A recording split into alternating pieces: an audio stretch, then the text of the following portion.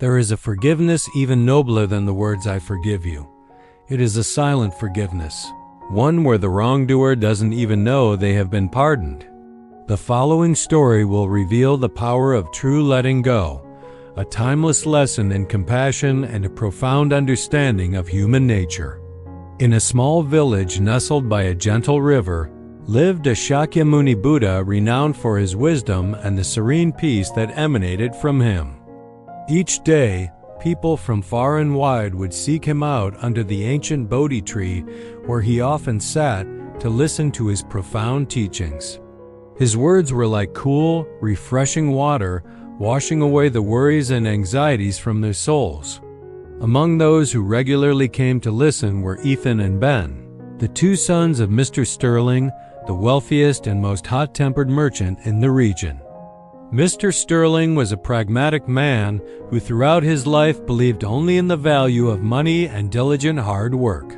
To him, time was gold, and the idea of his two sons, who were to inherit a vast fortune, wasting hours merely listening to the empty words of a monk was utterly unacceptable. His anger grew steadily, like a smoldering volcano poised to erupt. He believed Shakyamuni Buddha was the one who had bewitched his sons, distracting them from the business path he had meticulously laid out. One afternoon, when he could no longer bear it, Mr. Sterling decided to confront the matter head-on. He slammed his shop door shut and strode with furious steps directly to the Bodhi tree. The serene tranquility of the place only fueled his raging indignation. Buddha sat there as always, eyes half closed, his face radiating an extraordinary calm, surrounded by attentive listeners. Without a word of greeting, Mr. Sterling stormed straight up to Buddha.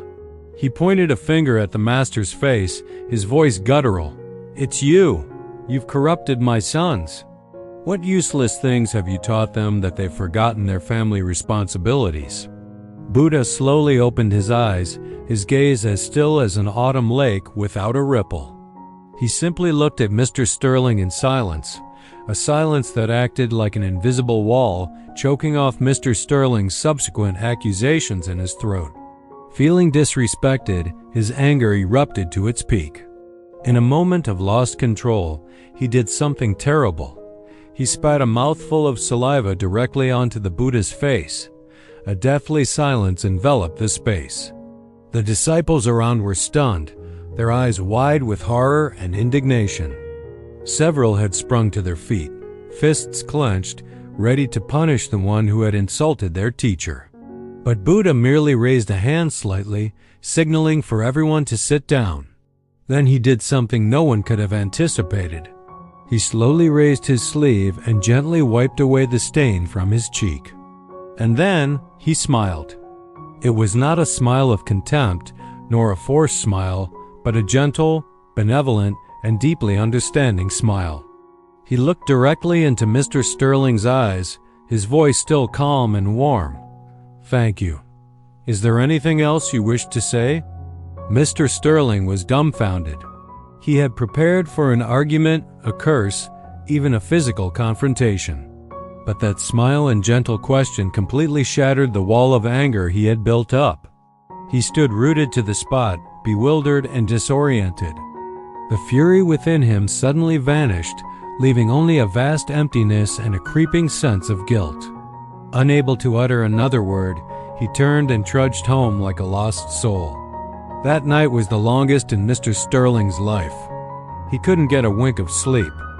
The image of the Buddha's serene face and his smile haunted his mind.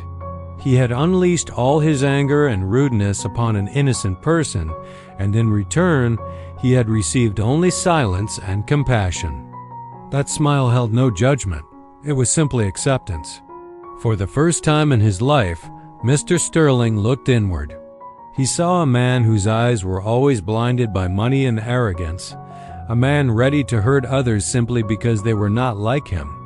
The more he thought, the more ashamed and regretful he felt. The remorse gnawed at his heart, more painful than any punishment. He realized that the peace his sons found with Buddha was something he, despite his vast fortune, had never possessed. As dawn broke, Mr. Sterling rushed back to the Bodhi tree. He was no longer the arrogant merchant of yesterday, but a penitent seeking redemption. Seeing Buddha still sitting there, as still as a mountain, Mr. Sterling could not hold back his tears. He knelt, prostrating himself before the Master, his voice choked with emotion. "Master, please forgive this foolish man. My actions yesterday were utterly unbecoming of a human being. Please punish me, scold me, but please do not remain silent." Buddha gently bent down and helped Mr. Sterling to his feet. He looked at him with an affectionate gaze and said, "Whom are you asking for forgiveness?" "And for what?" Mr. Sterling was bewildered. I ask for your forgiveness for spitting on you yesterday." Buddha smiled, his smile as gentle as before. He slowly explained, "The man who spat on me yesterday no longer exists. He departed with his anger in the night. And I, the one who was insulted, am no longer the I of that day. The river always flows, all things constantly change, and so do we. This morning, I stand before a completely new person, a person who knows remorse and yearns for peace. So, between these two new individuals, what fault is there to forgive?" Mr. Sterling and all those present were stunned by this profound explanation. Buddha continued, his voice resonating like a temple bell. "My children, this is true forgiveness. The noblest forgiveness is not in uttering the words of pardon, but when the one who is forgiven doesn't even know they have been pardoned, and no longer has to carry the burden of guilt. This man's sincere remorse is, in itself, a purification.